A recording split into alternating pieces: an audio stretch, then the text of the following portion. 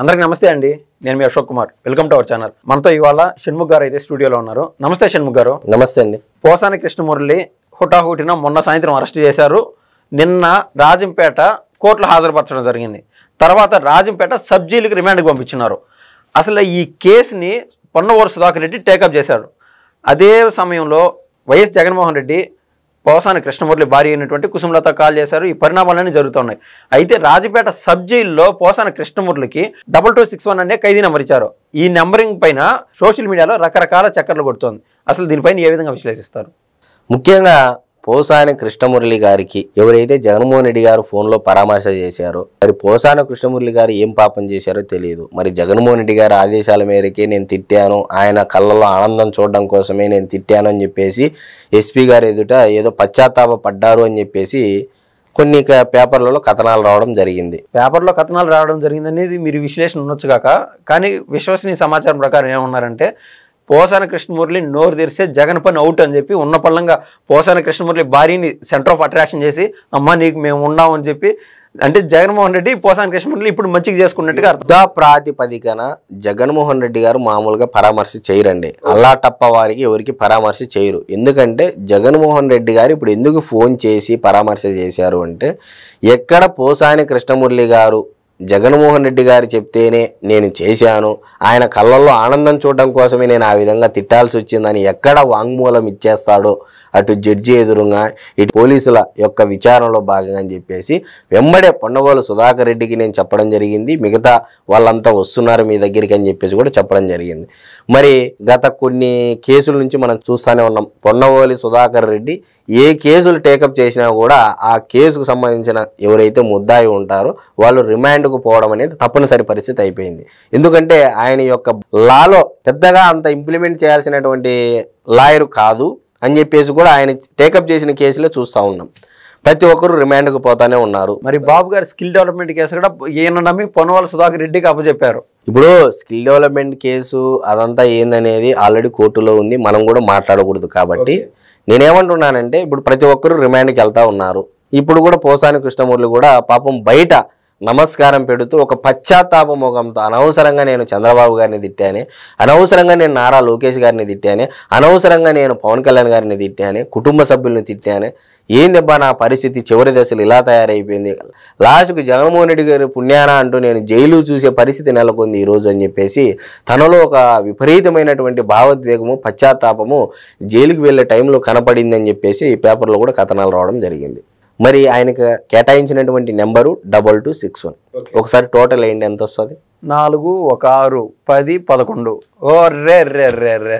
అంటే నేనేమంటున్నానంటే విధివశాత్తు ఆ 11 అనేది ఒక ఎమోషన్గా మారిపోయింది. వైఎస్ఆర్సీపీ పార్టీకి ఎవరికి ఏది వచ్చినా కూడా అది 11 నెంబర్గానే మారేటువంటి పరిస్థితి నెలకొంది. సముద్రంలో సుడిగుండం వస్తే మొత్తం తిరిగి తిరిగి అది ఎట్లయితే ఉంటుందో, జగన్మోహన్ రెడ్డి గారు ఎట్లా కూడినా 23 అయినా ఆ రోజు అయితే అసెంబ్లీ సాక్షిగా ఏ ముహూర్తాన్ని అన్నారో కానీ ఈరోజు అదే 11 అనేది తెలుగుదేశం పార్టీ వాళ్ళు చెప్పినా చెప్పకపోయినా ప్రచారం చేసినా చేయకపోయినా 11 అనేది వాళ్ళని వెంటాడుతూ ఉంది అని చెప్పేసి మనం ఖచ్చితంగా చెప్పవచ్చు. మరి ఇప్పుడు 11 అనేది ఒక ఎమోషన్ అనేది చెప్పవచ్చా లేదా? పోసాని కృష్ణమురళి గారి విషయంలో కూడా 11 రావడం అనేది ఇది దేవుడి స్క్రిప్టా లేకపోతే చంద్రబాబు నాయుడు గారి స్క్రిప్ట్ అని ప్రపంచం అంతా తిరిగి తిరిగి తిరిగి ఆ 11 కాడికి వచ్చి చేరుతున్నారు. అంటే నేనేమంటున్నానంటే ఎవరు చూసినా సినిమా ఇండస్ట్రీకి సంబంధించి పృథ్వీరాజ్ గారు కూడా ఏ ఆడియో ఫంక్షన్లో అయినా ఎక్కడ ఉన్నా ఆయన పాపం గత 5 ఏళ్లలో పడినటువంటి బాధలు భరించలేక అది తలుచుకుంటేనే వారిని ఎంతసేపు జగన్మోహన్ రెడ్డి గారిని ఆ పార్టీని అవహేళన చేసే విధంగా 11 అని చెప్పేసి ఆయన ఏకంగా పాటలే పాడేస్తున్నారు. ఇంకంటే ఆయన అంత ఫ్రస్ట్రేట్ అయినాడు, మనసులో ఉండే బాధ బయటికి చెప్తే తప్ప ఆయన బాధలు. నాకు తెలిసి పోసాని కృష్ణమురళి గారు కానీ, వల్లభనేని వంశీ గారు కానీ, కొడాలి నాని గారు కానీ, తర్వాత చాలామంది వైఎస్ఆర్సీపీకి పార్టీని వెళ్ళిన తర్వాతే ఒక బీప్ సౌండ్ స్పోక్స్ పర్సన్స్గా తయారయ్యారు తప్ప నిజంగా వీళ్ళు తెలుగుదేశం పార్టీలో ఉన్నప్పుడు రోజా గారిని చూడండి, తెలుగుదేశం పార్టీలో ఉన్నప్పుడు కొడాలి నాని గారిని చూడండి, తెలుగుదేశం పార్టీలో ఉన్నప్పుడు వల్లభనేని వంశీ గారిని చూడండి, లేదా న్యూట్రల్గా ఉన్నప్పుడు ఈ పోసాని కృష్ణమురళి గారినైనా చూడవచ్చు. ఒక 7 ఏళ్ల ముందు ఇదే పోసాని కృష్ణమురళి గారు గతంలో ప్రజారాజ్యంలో చేరి చిరంజీవి గారి గురించి ఎన్నెన్నో చెప్పా. ఈరోజు అదే చిరంజీవి గారి తమ్ముడైనటువంటి పవన్ కళ్యాణ్ గారిని ఎంత అవహేళన చేశాడు. అసలు ఏ విధంగా కుటుంబ సభ్యులను చేత్కరించాడు. ఆయనే ఒకవైపు ఏమంటున్నాడు, జగన్మోహన్ రెడ్డి గారి కళ్ళలో ఆనందం చూడడం కోసమే మేము ఇదంతా చేశామని చెప్పేసి ఎస్పీ దిట్టు కూడా నేను చెప్పాను, వాంగ్మూలం ఇచ్చాడన్నట్టు కథనాలు కూడా రావడం జరిగింది. ఈనాడు పేపర్లో రావడం జరిగింది. ఎలాగో సాక్షి పేపర్లో రాదనుకోండి. సో మరి ఇప్పుడు మీరు చెప్పండి, 2261 ఒకవైపు ఇటు తిరిగి జగన్మోహన్ రెడ్డి గారి యొక్క సొంత జిల్లాకే జైలుకు తరలించడము, రైల్వే కోడ్కు సంబంధించిన జడ్జి తీర్పు ఇవ్వడము, రాజంపేట సబ్ జైలుకు తరలించడము. ఇది జగన్మోహన్ రెడ్డి గారు మరి దగ్గరే కదా, కడప జిల్లా అంటే దగ్గరే, బెంగళూరు నుంచి దగ్గరే. జగన్మోహన్ రెడ్డి గారి తాత అయినటువంటి రాజారెడ్డి ఇదే కడప జిల్లాలోని రాజంపేట దగ్గర మీరు చెప్పిన రైల్వే కోర్టు ఏదైతే ఉన్నదో ఆ పరిధిలో ఈ గనులు ఉన్నాయండి, ముగ్గు గనులు మంగంపేట దగ్గర, అక్కడి నుంచే వీళ్ళ జీవితం ప్రారంభించారు.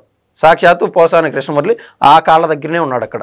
మరి ఇప్పటికైనా పోసాని కృష్ణమురళి గారు మారతారా లేదా అనేది ఆయన మన విచక్షణ జ్ఞానానికి వదిలేయాలి. ఈ వయసులో మీరు ఎవరో కళ్ళలో ఆనందం చూడడం కోసము మీ యొక్క నోరు మంచిదైతే ఊరు మంచిది అంటారు. మరి ఆ సామెతలన్నీ మీకు గుర్తున్నాయో లేదో తెలియదు కానీ మరి ఇంట్లో ఆడవారు ఏం పాపం చేశారంటే వాళ్ళు ఈ పొద్దు ఎంత టెన్షన్ పడాల్సినటువంటి పరిస్థితి, మీ పిల్లలు పడే టెన్షన్లు అంతా, మీ బంధువులు పడే టెన్షన్ అంతా అనవసరం కదా ఇవన్నీ. ఇప్పుడు జగన్మోహన్ రెడ్డి గారు బాగానే ఉన్నారు, మరి మీ పరిస్థితి ఏంది? జగన్మోహన్ రెడ్డి గారు వస్తున్నారు, బెంగళూరు నుంచి హెలికాప్టర్లో వస్తున్నారు, హ్యాపీగా పరామర్శ చేస్తున్నారు, ఒక 2 గంటలు ఆంధ్రప్రదేశ్ రాష్ట్రంలో హడావిడి చేస్తున్నారు. ఆ హడావిడి చేసిన తర్వాత మళ్ళీ బాయ్ టాటా అన్నట్టుగా ఆయన బెంగళూరుకి వెళ్ళిపోతూ ఉన్నారు. మరి మీ పరిస్థితి ఏంది ఈరోజు?